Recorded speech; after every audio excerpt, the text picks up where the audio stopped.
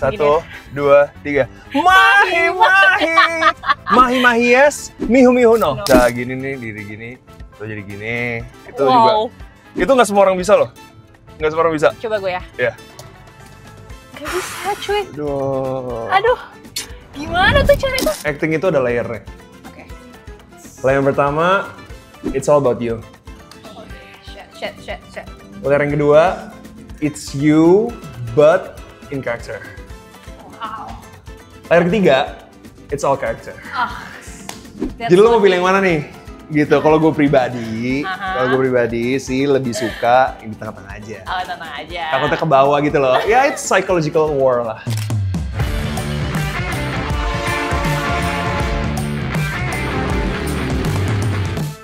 Hari ini gue mau ngobrol-ngobrol sama Jakarta Journey, cuma gue lagi nunggu mobilnya datang nih.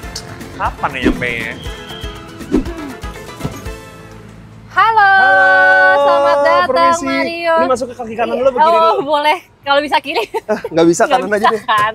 Iya. Kanan dulu kan. Apa kabar Mario? Baik. Mobil orang kaya. Aku suka sekali. Terima kasih ya sudah mau meluangkan waktu jalan-jalan sama Jakarta Journey. Iya, aku udah lama lo nggak jalan-jalan. Iya I love Jakarta. Asik. Kan kamu anak Jakarta banget gak sih? Oh bener banget. Kayak anak sana banget. Tapi sebelum mulai tuh kayak nggak bisa banget kalau nggak mahi-mahi dulu. Satu, dua, tiga. Mahi, mahi. Mahi, mahi, yes. Mihu, mihu, no. Bener, okay. itu. Mahi, yes, mihu, mihu, no. Betul. Jadi sampai detik ini sudah lebih banyak yang mana nih? Mahi, mahi atau mihu, mihu? Kan lebih settle mihu, mihu. Jadi sekarang tuh masih fondasinya masih lebih bagus mihu, mihu. Jujur aja sih, ya. Kalau orang mahi, mahi itu kayaknya agak-agak dibenci gitu sekarang ya. Oh gitu, karena jadi kayak sayap kirinya gitu ya maksudnya? Aduh, bener banget ya. Kayak, ngikutin mihu, mihu. Tapi sorry ya, mahi, mahi itu udah dari dulu cuma underground aja. Underground gitu. aja yang nggak tahu nih ya, sebenarnya udah dari lama. Iya, benar gitu. banget.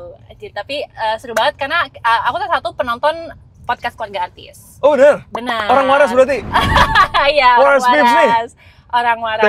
Thank you. Ya, jadi sebenarnya kayak, aduh masih bingung nih mau mihu-mihu atau mahi-mahi gitu loh maksudnya. Kita mihu mahi aja. Kalau mau bersatu kan mihu mahi. Oh bisa ya, kalau bersatu mihu-mahi ya? Mihu mahi bisa, tapi agak jarang sih emang yang mihu mahi. Kayak nggak punya pendirian aja gitu. Iya bener.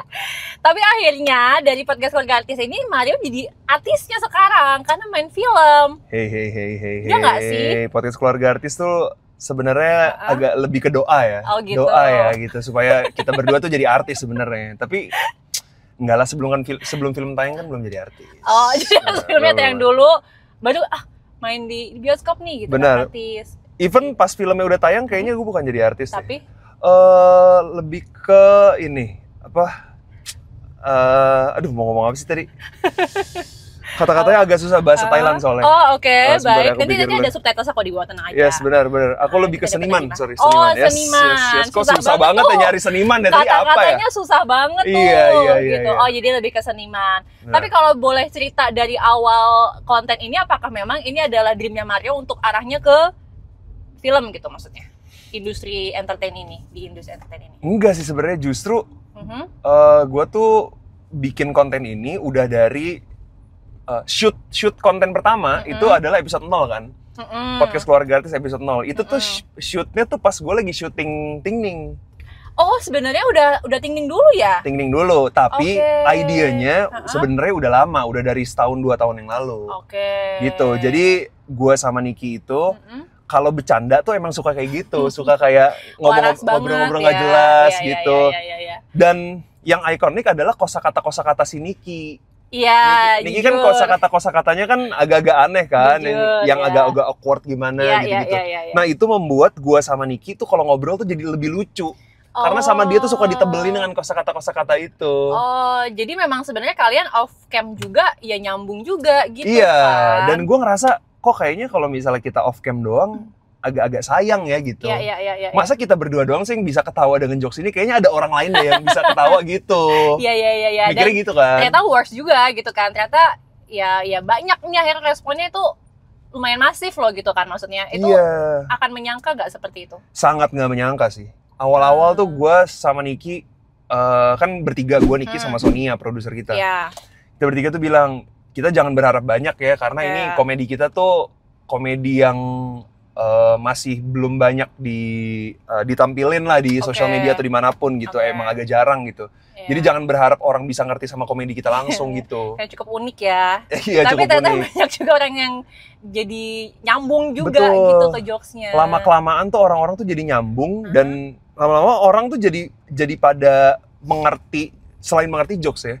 Kan gue di podcast Keluarga Artis ini kan gue sama Niki tuh ngebahas soal keluarga. Iya. Jadi kenal sama keluarga gue sama Niki. Itu yang mereka maksudnya sebelumnya nggak kenal. Sebelumnya nggak kenal, kan mereka cuma tahu gue sama Niki gitu. Ya mungkin sama Raisa lah.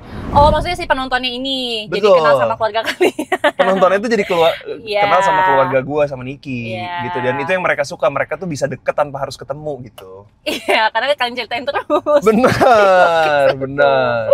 Oh gitu. Tapi kan awalnya basicnya kalian masing-masing punya platform sendiri kan? Maksudnya konten sendiri di platform masing-masing gitu kan? Iya. Nah itu awalnya gimana tuh kalau misalnya di Runut tuh dari tahun berapa? Yuk. Gua itu TikTok apa Instagram dulu awalnya? Gua awalnya Instagram, tapi sebelum Instagram tuh gue sebenarnya main Ask FM. Ask FM, oke, pada masa itu ya. Iya, kalau kalian tahu tuh Ask FM tuh pada masanya tuh sangat gong sekali ya. Iya. Jadi dari dulu tuh namanya Seleb As kan. Seleb As. Nah, Seleb As tuh pada pindah ke Instagram jadi Selebgram. Oh iya, kan gitu. bener. Iya. Oh dulu Maria tuh Seleb As ya. Enggak Seleb As juga, cuma lebih ke aktif di ASFM. Terus ya emang banyak yang suka aja sama konten-konten gua. Tapi enggak masif juga gua di situ. Cuman apa? Cuma lumayan banyak yang tahu lah gitu. Oh, nah tapi konten berarti baru ke Instagram gitu kan, dari ASFM ke Instagram. Itu tuh langsung yang komedi gitu nggak sih si kontennya atau apa? Sebenarnya lebih ke lifestyle, tapi kan emang pembawaan gue dari dulu kan komedi. Jadi tuh gue kalau misalnya disuruh cool gitu yang lifestyle, hey, day in my life, I love my life, hey, let's eat with me, gitu gue tuh nggak bisa. Nggak bisa banget ya? Nggak bisa. Nah, coping mechanism gue kalau misalnya gue disuruh gitu-gitu adalah gue tuh kayak membuat ekspresi aneh atau ngelawak. Karena gue ngerasa gitu, jadi kayak gago banget gitu. Day in my life, terus yang harus kayak dada dari hai gitu-gitu. Gue lama-lama tuh kadang-kadang tuh kalau suruh buat kayak gitu, gue gini-gini terus gitu gue gini. Gitu tuh, karena gue nggak bisa kayak apa sih lo gitu. Kayak cogan-cogan gitu nggak bisa ya? Nggak bisa gue, jadi akhirnya ujung-ujungnya pasti balik lagi ke komedi. Akhirnya balik ke komedi. Tapi tuh trying kan kalau dilihat dari konten-kontennya Mario kan emang banyak variasi tuh, kayak dari impersonate lah segala macam, terus POV, terus kayak overthinking tengah malam gitu lah maksudnya. Iya betul. Jujur random banget sih jujur. Bener. Itu berapa lama percobaannya gitu sampai kayak nemu si rumusnya ini atau nemu si resepnya ini gitu maksudnya? Kayaknya seumur hidup deh. Hidup aja. Iya seumur hidup. Jadi gue tuh dari dulu style komedi gue tuh lumayan beda-beda lah. Lumayan beda-beda. Nah, tapi seiring berjalannya waktu, gue tuh mengumpulkan style komedi yang gue suka. Tapi dulu kan gue nggak ngonten. Jadi gue tuh cuma mengeluarkan komedi-komedi itu di tongkrongan aja. Nah, gue tuh adalah ya istilahnya tuh class clown. Jadi kalau misalnya ada badut tongkrongan gitu ya. Iya, jadi kalau di kelas nih, gue harus nyeletuk gitu. Kalau ada guru, ada momen apa tuh gue pasti harus ini apa gitu, wah semuanya ketawa gitu, gue senang gitu. Kalau ada yang nyeletuk juga nih, wah gue harus timpalin nih gitu. Oh nggak bisa diem gitu ya, maksudnya kalau ngedenger ada celah dikit gitu. Betul, pokoknya sehari tuh di sekolah tuh orang harus ada yang ngetawain gue karena jokes gue gitu. Nah, ambi banget ya. Ambi gue memang ambi banget dalam berkomedi. Iya, gue tuh suka orang ketawa karena gue. Dari dulu. Nah, jadi gue seiring berjalannya waktu, gue mendapatkan referensi komedi, gue tahu cara berkomedi ala gue tuh gimana segala macam. Nah, itulah di situ terkumpul, tapi nggak gue kontenin kan. Nah, sampai satu waktu ada platformnya. Yang pertama Instagram, terus platform yang gue lebih aktif lagi TikTok. Nah, di TikTok tuh gue referensi komedi gue dari zaman dulu, komedi style gue yang gue komedi jokes yang gue keluarin di tongkrongan segala macam, itu gue keluarin di TikTok, even impersonate. Dulu tuh gue suka impersonate teman-teman gue yang suaranya aneh. Itu real di kehidupannya apa tuh? Real. Gue suka impersonate dosen gue suka impersonate guru-guru gue gitu. Oh gitu, akhirnya bikin konten. Iya, jadi komedi dan konten-konten itu muncul, nggak semuanya tuh pas gue emang memutuskan untuk konten, enggak, emang dari dulu. Jadi awal-awal gue konten tuh sebenarnya banking konten gue tuh di kotak udah banyak banget. Oke.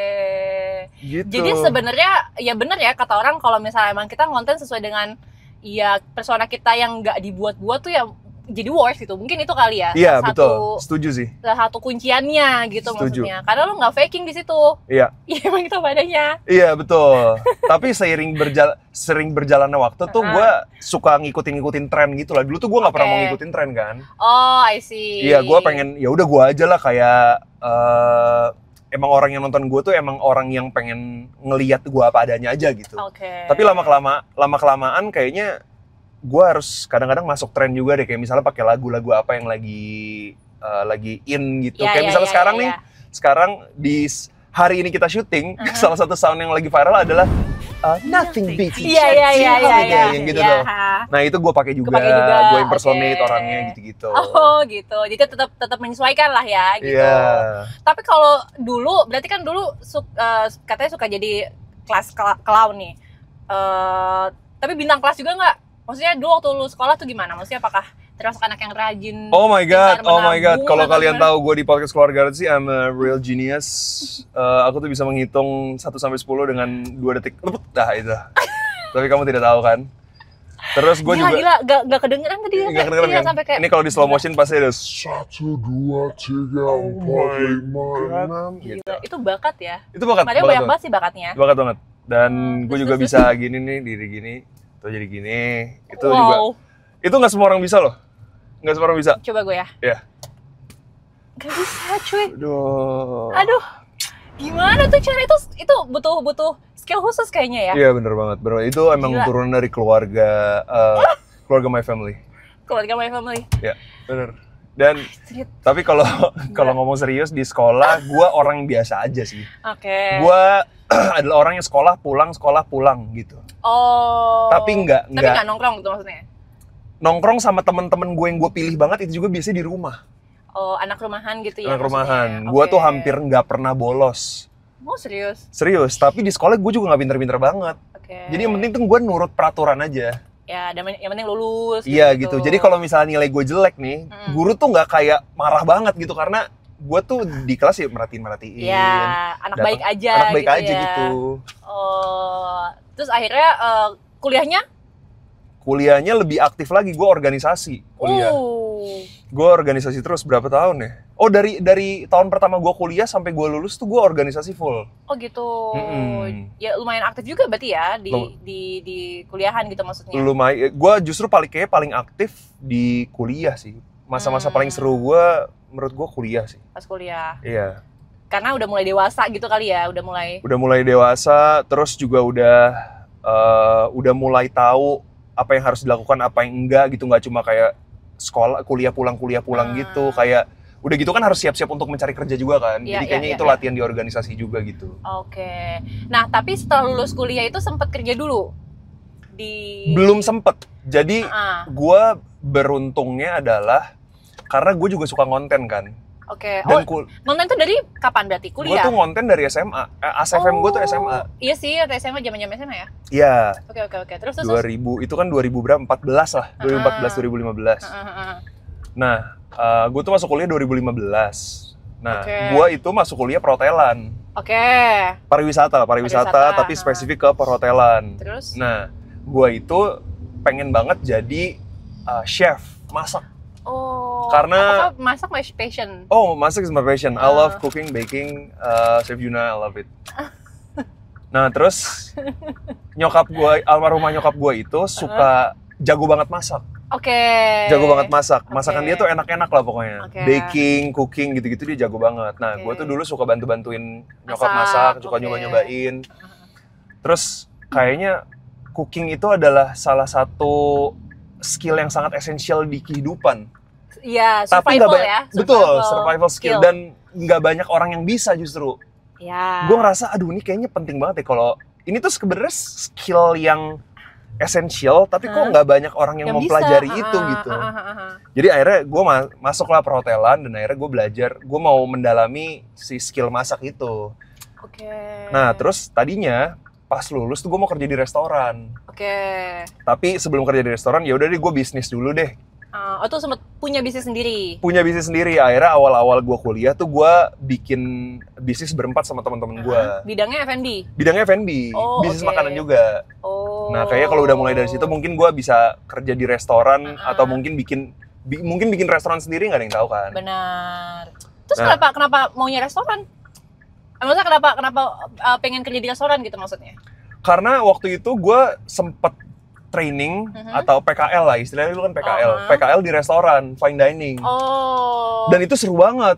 Oh iya. Gue belajar banyak banget tuh dari situ. Kayaknya selama gue 4 tahun kuliah, kayaknya belajar masak skill masak gue tuh paling tajam tuh di saat training itu deh.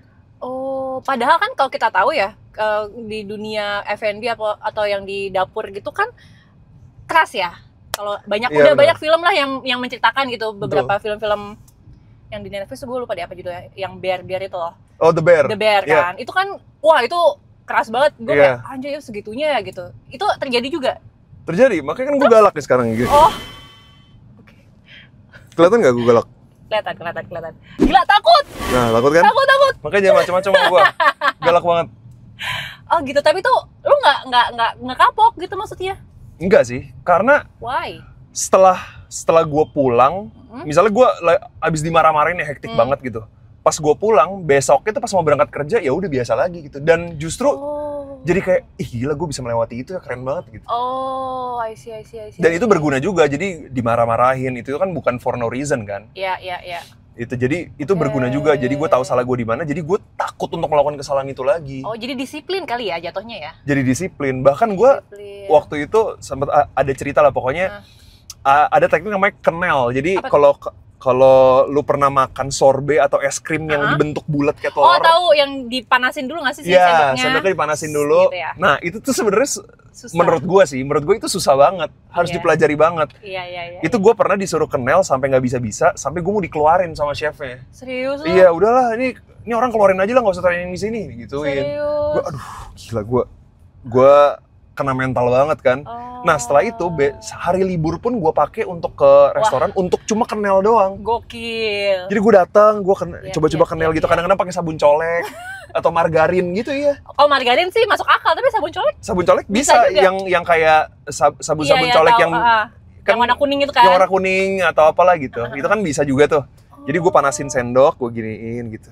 Tek gue taruh piring, gue taruh lagi panasin sendok gitu-gitu sampai akhirnya bisa. Berarti kayak ambitious is your middle name sih kayaknya. Kayaknya ya.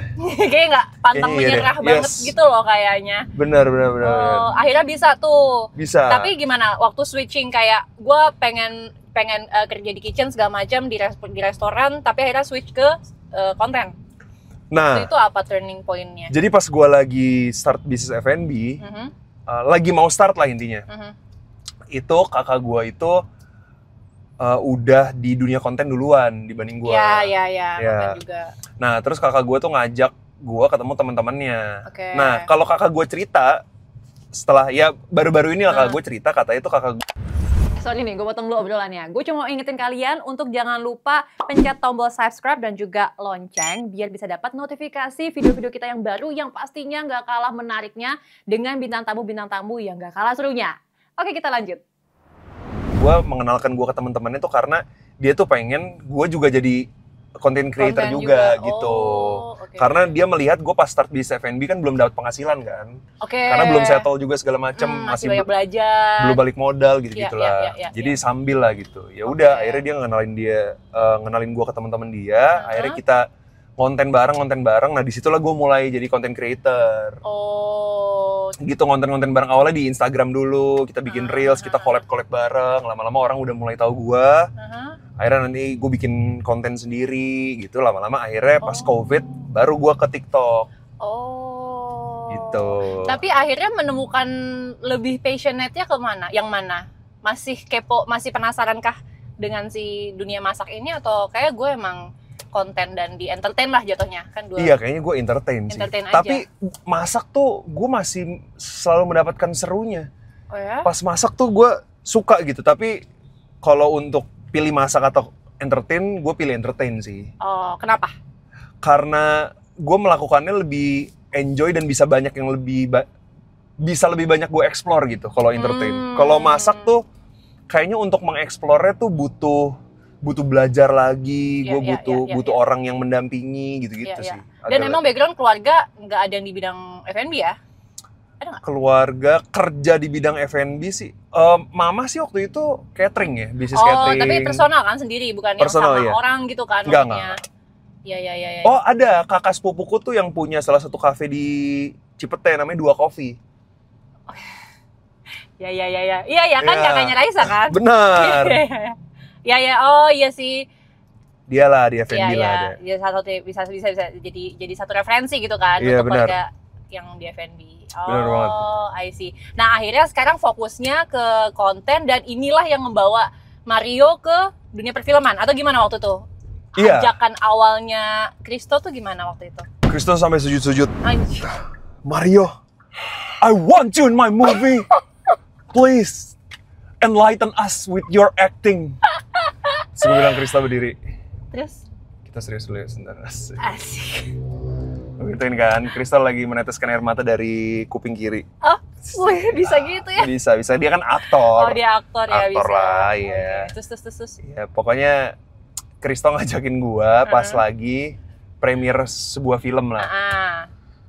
Dia awalnya nge-DM gua, cuma gua nggak baca. Wah, parah banget sih. Hey. Parah, kayak udah sibuk banget, jadi DM tuh numpuk ya. Setiap itu ada yang nge-DM gitu ya, Kak. Enggak, lebih ke nggak ada paket waktu itu.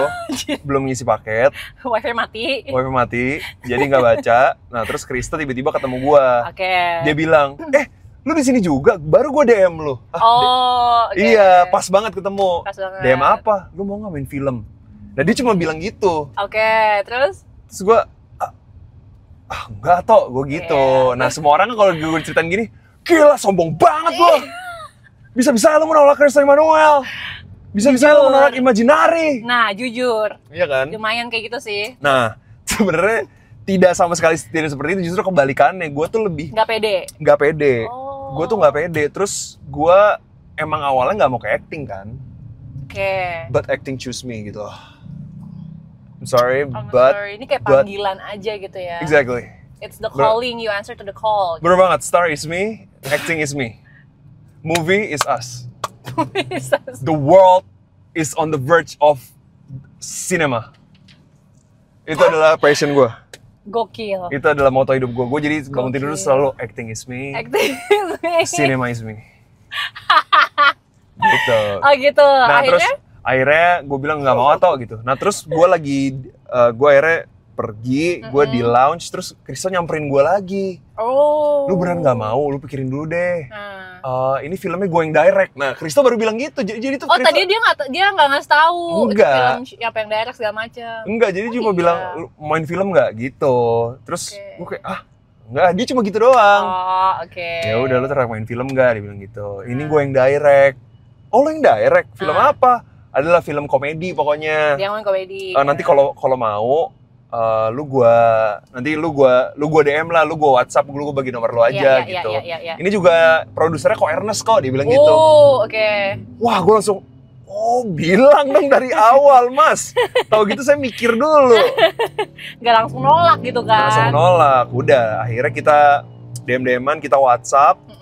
Christo kasih tahu lah gimana premisnya segala macam. Nah, ini menurut gue kehebatan seorang Christo ya, sebagai sutradara. Dia itu bisa menjelaskan ke gue premis film ini dengan sangat detail dan dengan sangat passionate. Jadi dari awal dia menjelaskan premisnya aja, gue udah bisa melihat betapa personalnya film ini untuk dia dan betapa passionate-nya dia membuat film ini.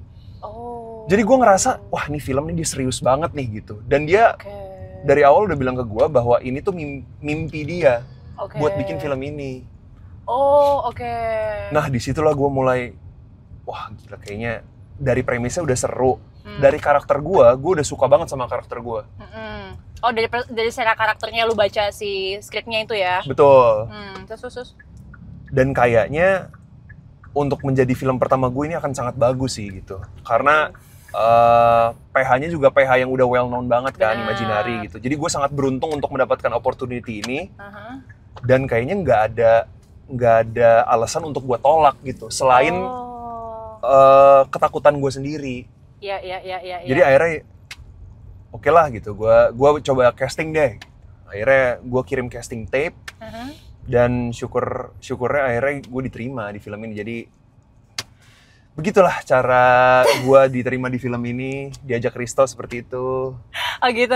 Iya, dan begitu. Akhirnya jalanlah nih kan, kita akan menunggu si film Tinggal Meninggal ini. Iya, betul. Yang akan tayang segera. Nah, gue bakal bahas lebih dalam lagi soal Tinggal Meninggal karena penasaran banget dari trailernya tuh kayak cukup unik juga ya, kayak ini gimana sih maksudnya konsepnya kayak gitu kan. Jadi menimbulkan banyak pertanyaan. Tapi kita akan bahas soal film Tinggal Meninggal ini di tempat berikutnya sambil duduk dan chill. Oh, kita mau cafe and chill? Kayak cafe and chill aja gitu. Oh, I love it. Biar kayak ngobrol lebih chill aja. Gitu. Alright, let's go. Where are we going? Bentar lagi kita di dekat sini nih ada sebuah cafe culture gitu. Cool. I love culture. Ya. Yes, absolutely. But since ini Mario Cesar gitu ya, kayak sebelum transit tuh biasanya Jakarta Juli itu selalu ini mobil itu bisa kemana aja. Mobil ini bisa membawa kita kemana saja. Oh, yang benar? Benar. Jadi, since gue tahu lo anaknya One Piece banget gitu ya, gue kayak akan menyerahkan kepada lo, di dunia One Piece lo tuh pengen penasaran banget kemana? Oh my god, oke. Gila. Tolong sekreatif mungkin. Oke. Biar kita ngerjain editor kita. Oke. Editor, ubah aku menjadi Luffy. Udah. Jadi Luffy. Ubah muka aku menjadi Don Krieg. Ubah aku menjadi Ace. Udah belum? Udah. Ubah Dinis menjadi Akainu. Gak tau lagi. Dan saya ingin jalan-jalan mengitari semua pulau yang ada di Grand Line. Ini udah di Grand Line nih. Banget ya. Wow. Oh my god, Aikakero yume wo keki atsume sagashimono sagashini yuko no sa.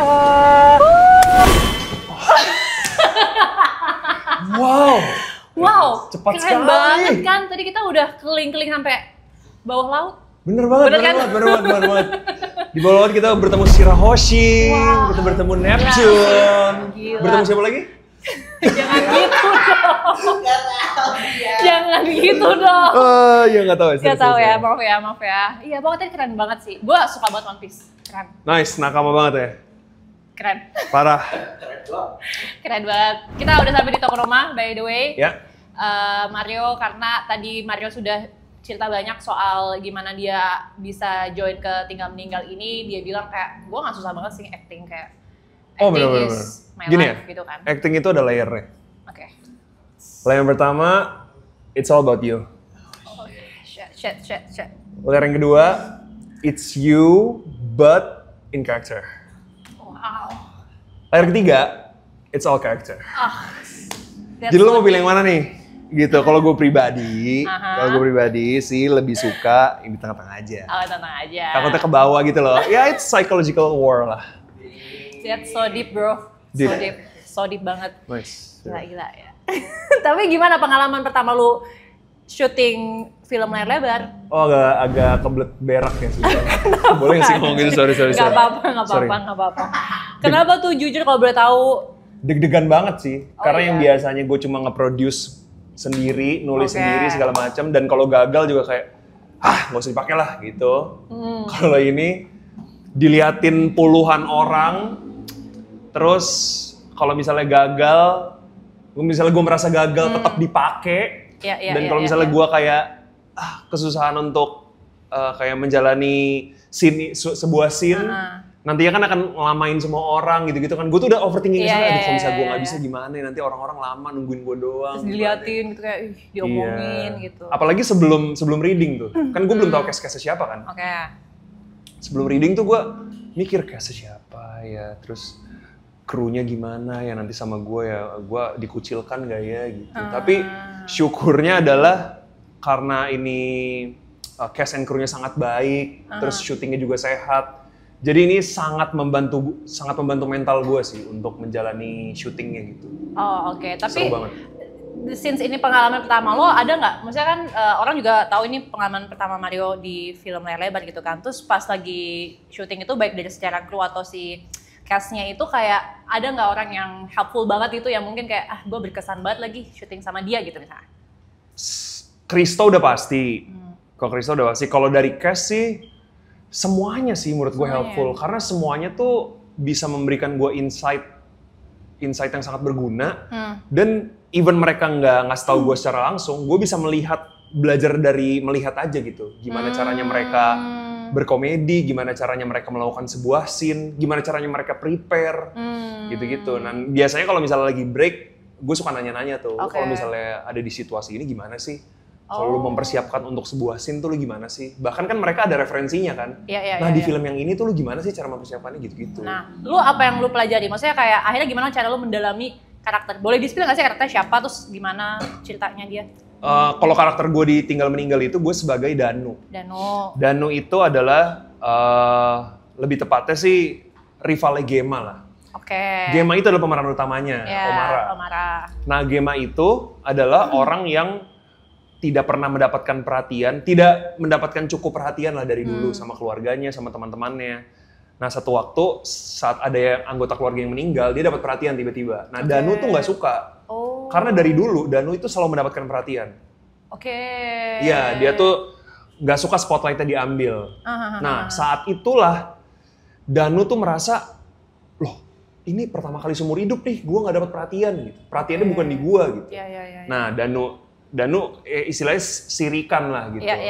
Nah, jadi Danu tuh ingin gimana caranya supaya spotlightnya balik ke dia lagi. Pokoknya intinya gitu. Karakternya. Cara lu mendalami si Danu itu. Nah, Kristo waktu itu sempat ngasih tau ke gue. Gue tuh sempat nanya-nanya Kristo, gimana sih cara mendalami karakter lu waktu itu di film ini gimana cara mendalaminya.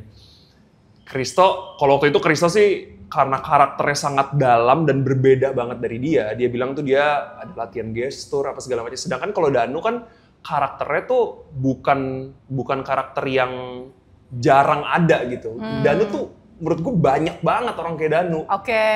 Menurut gue banyak banget orang kayak Danu. Di real life itu kayak banyak kita temukan gitu ya. Iya, jadi menurut gue untuk menggali karakter Danu itu tuh gue tuh nggak usah terlalu menggali terlalu dalam gitu. Karena di konten-konten gue itu banyak konten gue yang memang agak-agak mirip Danu, kayak orang-orang sombong, anak jaksel, gitu. Dan itu emang orang-orang yang anak gaul, yang kayak selalu sombong. Guys, lo tau nggak sih yang kayak gini-gini gitu.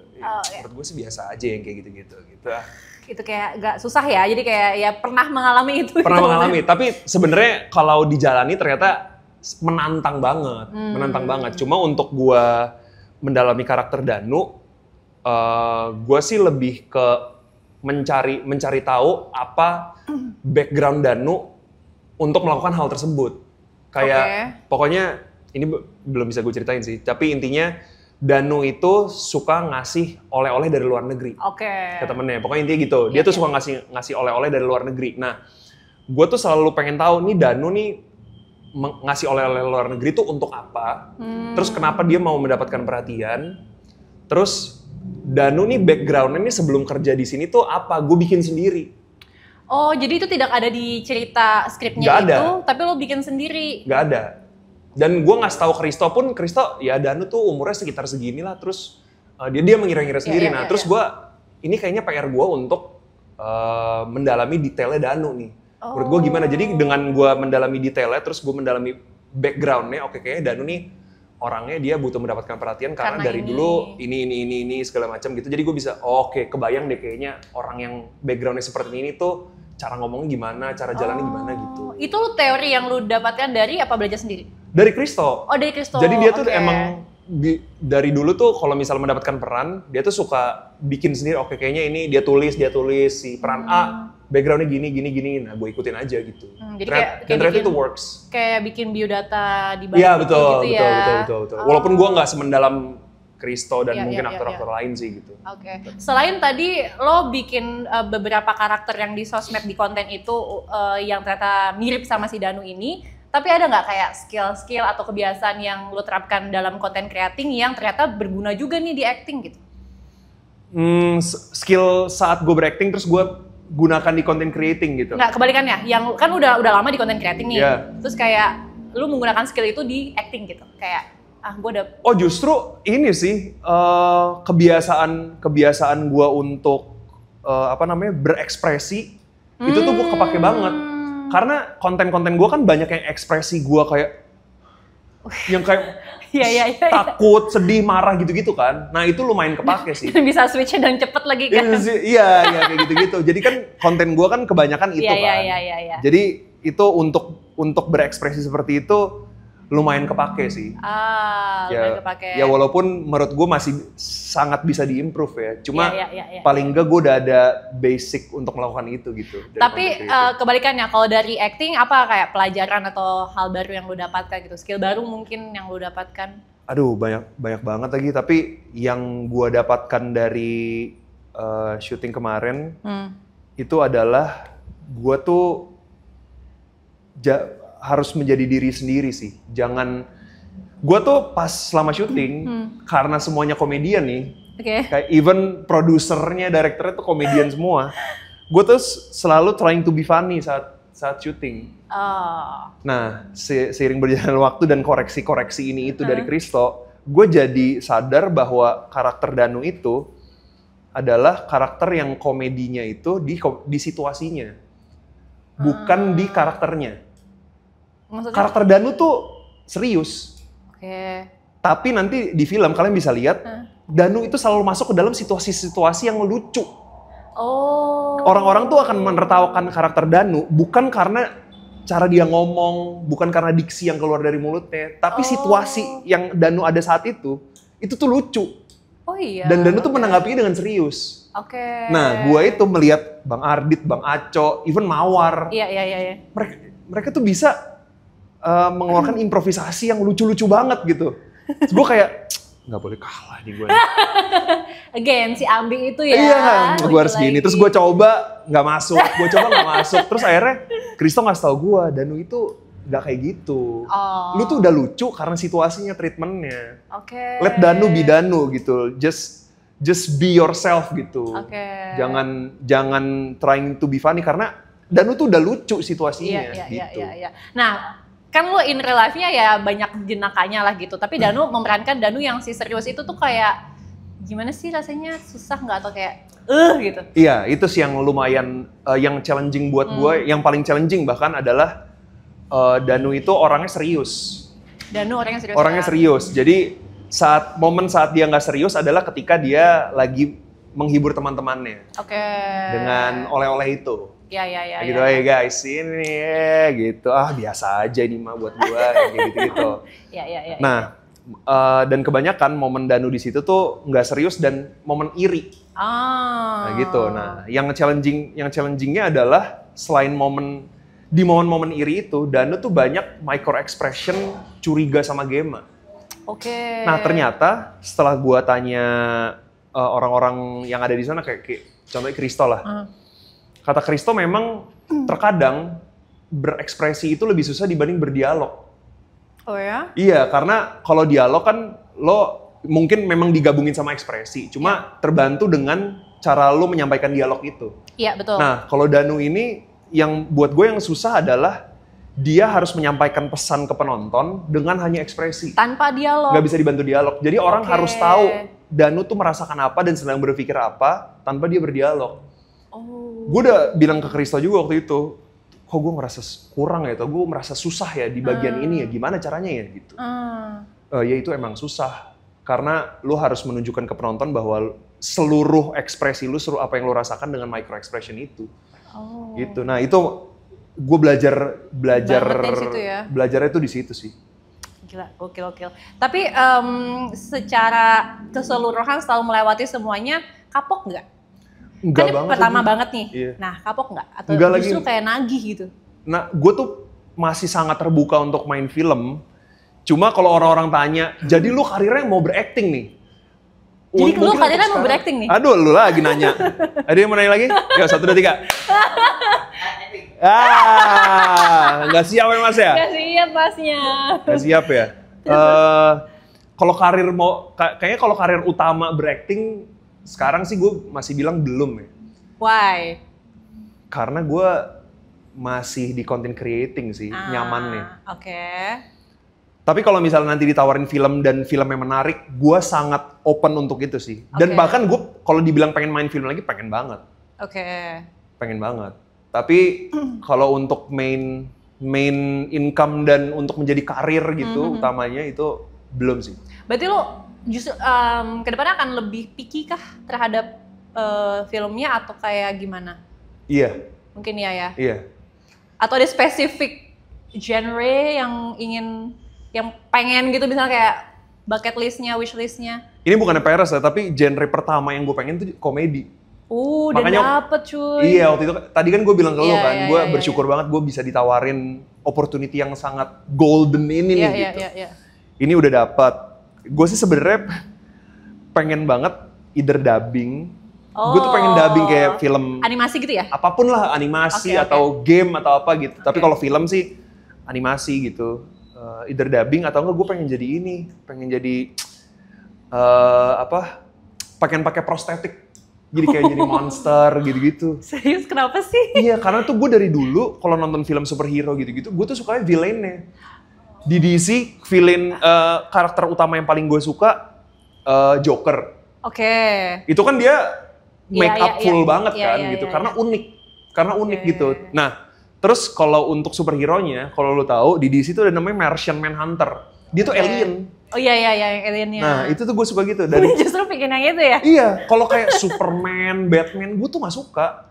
Terlalu, menurut gue mainstream. Terlalu mainstream gitu bentuknya tuh kayak sekarang semua superhero tuh pakai jubah, pakai topeng gitu. Oh, nah makanya gitu. tuh gue pengen satu-satu pengen gue jadi monster gitu, apa gitu kayak keren deh. Cukup unik ya. Iya. Dulu anak kecil ditanyain pengen jadi Iron Man, pengen jadi Captain America gitu, ini enggak. Enggak, gue pengen jadi Joker gue. Thanosnya gitu. Thanos tuh. Dan ntar tiap hari gue di depan kaca gini. belum perfect nih. Perfect nih. Gue gini-gini terus. Latihan nge-snap. Iya. Latihan nge-snap ya, unik juga. Oke. Tapi udah nonton film Ting Ningnya secara keseluruhan atau belum? Udah, tapi waktu itu masih yang 80% CGI-nya. Nah, kalau apa perasaan yang mungkin akan dirasakan gitu atau nggak boleh di-spill nih? Kayak gimana sih film itu nih? Akan apa ya? Wah, ini menarik banget sih. Ini adalah sekalian aja ini adalah bagian bukan bagian. Ini kalau kalian nonton film Ting Ning, satu bioskop tuh pasti akan merasakan hal yang berbeda. Justru ini serunya. Ini adalah selling point yang sangat unik dari film ini menurut gue. Maksudnya personalnya, jadi kayak gue nonton, lu nonton berbeda rasanya atau gimana? Oh ya? Even orang sebelah lu, even misalnya kalian nontonnya berpasangan gitu, suami istri gitu. Yang suaminya bisa, yang istri bisa. Oh. Terus yang suaminya nanya,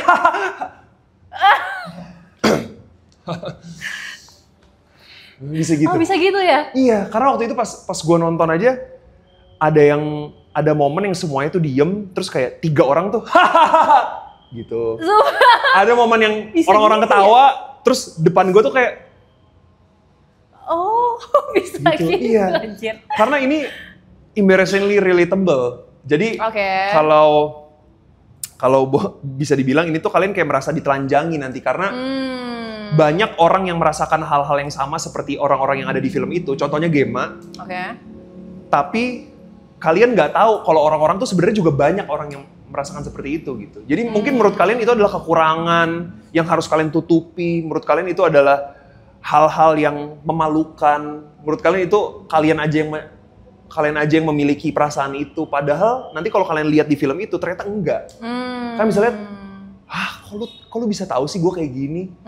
Contohnya di trailer tuh ada footage Gemma lagi tidur. Terus dia nyelipin bantal dan guling di sekitar badannya. Tujuannya adalah supaya dia merasa dia dipeluk. Dia merasa lagi dipeluk. Itu kalau gue tuh nggak relate karena gue nggak pernah merasakan hal seperti itu. Tapi banyak teman-teman gue bahkan kes itu yang relate sama itu. Aduh, gue merinding lagi pas nonton footage itu. Karena gue ngalamin banget. Ternyata bukan cuma gue. Gitu. Even kes-kesnya. Jadi banyak details-details yang emang sengaja dibuat biar relatable aja gitu sama perasaan orang. Betul. Gitu ya. Dan kadang kalau orang nggak relate, lucu. Oh ya? Iya, bukan spesifik scene itu ya. Mungkin ada beberapa scene yang orang nggak relate, lucu. Tapi orang yang relate tuh kayak jadi kena gitu. Gua lagi gitu, iya lagi gitu. Jadi bakal mix feeling dong. Waduh, unique experience banget deh. Serius? Iya. Seru banget. Ini nih, soalnya genre-nya juga komedi getir kan. Jadi kalian akan tertawa tapi kadang-kadang merasa nggak enak untuk tertawa tapi ini lucu gitu. Kadang kalian mau nggak ketawa tapi aduh iya lagi nih buat orang lucu lagi tuh, menurut gue enggak lagi, gimana ya, gue harus ketawa apa enggak ya gitu. Oh gitu. Gila. Menarik banget sih filmnya. Kapan nih kalau boleh tahu filmnya tayangnya? Tayangnya 14 Agustus. 14 Agustus seluruh bioskop ya. Jadi yang mau mendapatkan experience mixed feeling langsung choose ke bioskop. Bener banget. Lihat Danu yang menjadi orang serius. Semoga kalian suka sama gue.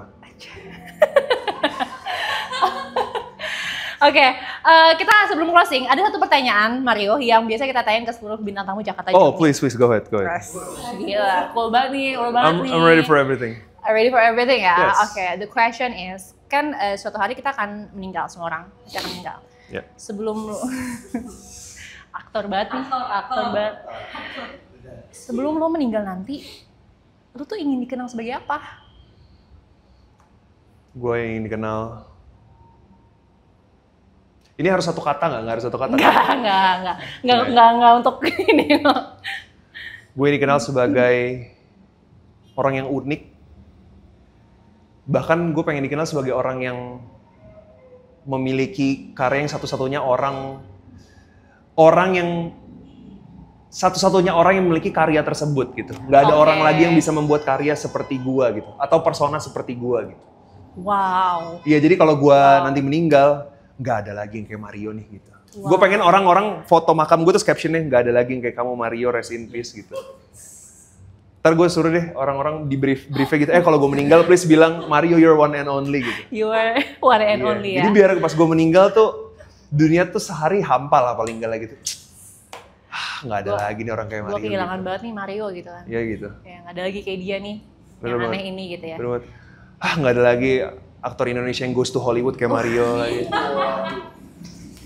Amin. Bener. Pasti nanti di grup ini. Grup keluarga lo?